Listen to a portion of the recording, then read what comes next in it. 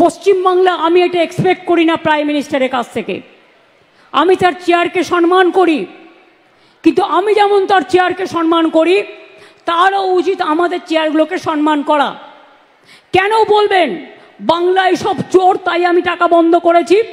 উত্তরপ্রদেশ সবচেয়ে বড় চোর, মহারাষ্ট্রের আপনার ডাবল ইঞ্জিন সবচেয়ে বড় চোর, বিহারের ডাবল ইঞ্জিন সবচেয়ে বড় চোর।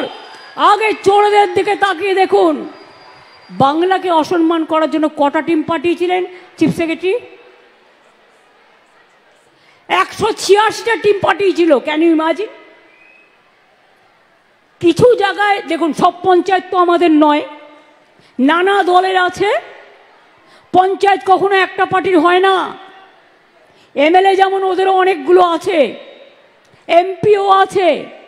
ডেমোক্রেসিতে সব রাজনৈতিক দলই থাকে। কিছু প্রবলেম হয়েছিল, আমাদের কাছে প্রশ্ন করা হয়েছিল, তার জন্য 186টা টিম পাঠানো হয়েছিল। সব প্রশ্নের উত্তর দেওয়া হয়েছে। সব প্রশ্নের উত্তর দেওয়ার পরে যদি কোনো স্টুডেন্টকে আপনারা 0 নাম্বার দেন, সেই স্টুডেন্ট কি মেনে নিতে পারবে? পারবে? সব প্রশ্নের উত্তর দেওয়ার পরেও আপনারা নাম্বার কাটছেন আর বাংলাকে চোর বলছেন। চোরের গদ্দারদের নিয়ে আপনারা মিটিং করছেন আর আপনারা বাংলাকে চোর বলছেন। লজ্জা করে না? লজ্জা, ঘৃণা, ভয় 3 থাকতে নয়, একটা কান না কাটা থাকলে আর একটা কান কাটার ভয় থাকে। এদের দুটো কানই কাটা, তাই কান কাটার কোনো ভয় নেই। জিজ্ঞেস করুন না, একবার ভেবেছেন এই যে আপনি বারবার আসছেন ইলেকশনের আগে, ঠিক পরিযায়ী পাখির মতো ইলেকশন আসলেই আপনারা রোজ আসেন। আমি চাই 365 দিনই আসুন। বিমান ফ্রি, হেলিকপ্টার ফ্রি, রাস্তা ফ্রি, খাবার ফ্রি, সবই তো পান ফ্রিতে। আমি কিন্তু সরকার থেকে 1 পয়সাও মাইনে নিই না, জেনে রাখো ভাই বোনেরা। এবং আমি 7 বার এমপি ছিলাম। মাসে কিছু না হলেও 2.5 থেকে 3 লাখ টাকা পেনশন পেতে পারতাম এই 14 বছর। 1 পয়সাও নিইনি। সেগুলো কিন্তু কেউ মনে রাখে না। আর পশ্চিমবঙ্গ সরকারের চিফ সেক্রেটারি বসে আছে, তার সামনে বলছি, আমি কোনো সার্কিট হাউসে গেলেও সেখানেও টাকা দিয়ে থাকি। আমি বই লিখি, সেই টাকা থেকে যা পাই। আমি গান লিখি, গানের থেকে যা পাই আমার চলে যায়। আমি একা মানুষ, আমার কিসের দরকার? কিসের দরকার? খাই তো একবেলা, আমার কিসে লাগবে? আমি টাকা চাই না, আমি মেধা চাই। আমি টাকা চাই না, আমি আত্মসম্মান চাই। বাংলা মায়ের সম্মানে আঘাত করলে আমার গায়ে আঘাত লাগে। আমাকে আপনারা যা ইচ্ছে গালি দিন, আমার বিরুদ্ধে অপপ্রচার করুন, কুৎসা করুন, চক্রান্ত করুন, আমি লড়ে নেব। আমার বুকের পাটা আছে, জেনে রাখুন। এটা আমার মাটির শক্তি, এটা আমার মায়ের শক্তি, এটা আমার বাংলার সংস্কৃতি, এটা আমার বাংলার মেধা, এটা আমার বাংলার সম্প্রীতি। কিন্তু মনে রাখবেন, আমাকে ভয় দেখিয়ে কিছু করা যাবে না। নতুন করে ভোট আসলেই এনআরসি করতে হবে, ভোটার লিস্টে নাম কাটতে হবে। আর ইলেকশন কমিশন, আপনাকে অনেক প্রণাম জানাই, অনেক সালাম জানাই। প্লিজ দয়া করে বিজেপির ললিপপ হবেন না।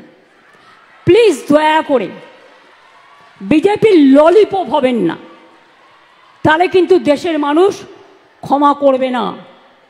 যারা বাংলার ভোটার তাদের করতে দিন। বারে বারে আসবে আর বলবে বাংলায় নাকি সব বাংলাদেশিরা থাকে।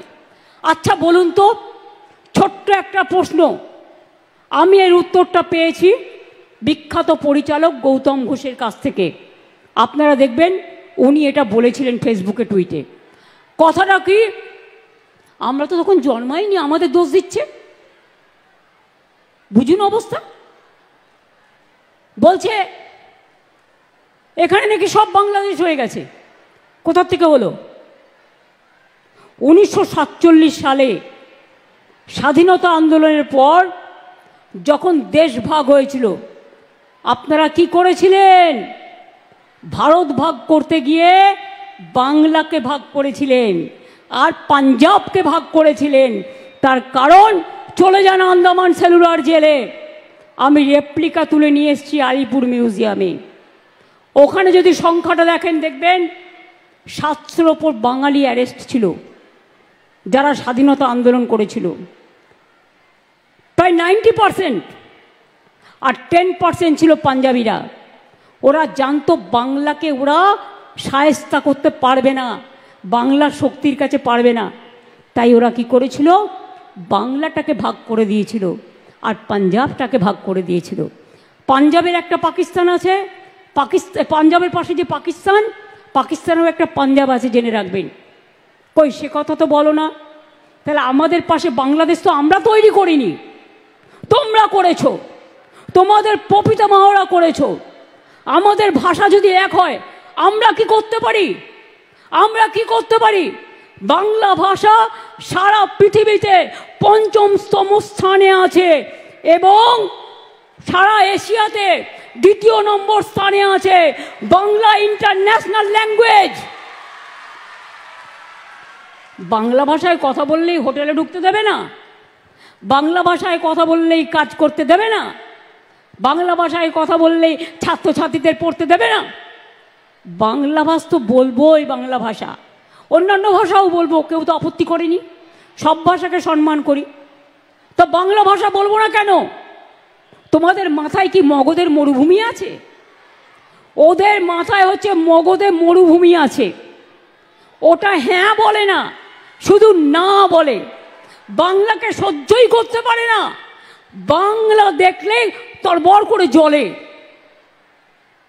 ওই বলে না লুচির মতো ফলে, দেখলেই গা জ্বলে আর হিংসায় লুচির মতো ফলে বাংলাকে দেখলেই। আরে বাংলা ভাষায় রবীন্দ্রনাথ ঠাকুর কোন ভাষায় কথা বলেছেন? 2টো জাতীয় সঙ্গীত এখানকার বাংলাদেশেরও ছিল, এখন কি আছে আমি জানি না। বন্দে মাতরম ন্যাশনাল সং কে লিখেছিলেন? বঙ্কিমচন্দ্র চট্টোপাধ্যায়। জন্ম কোথায়? বাংলায়। আরো ভালো ভালো খবর দেখতে সাবস্ক্রাইব করুন বাংলা হান্টের ইউটিউব চ্যানেল।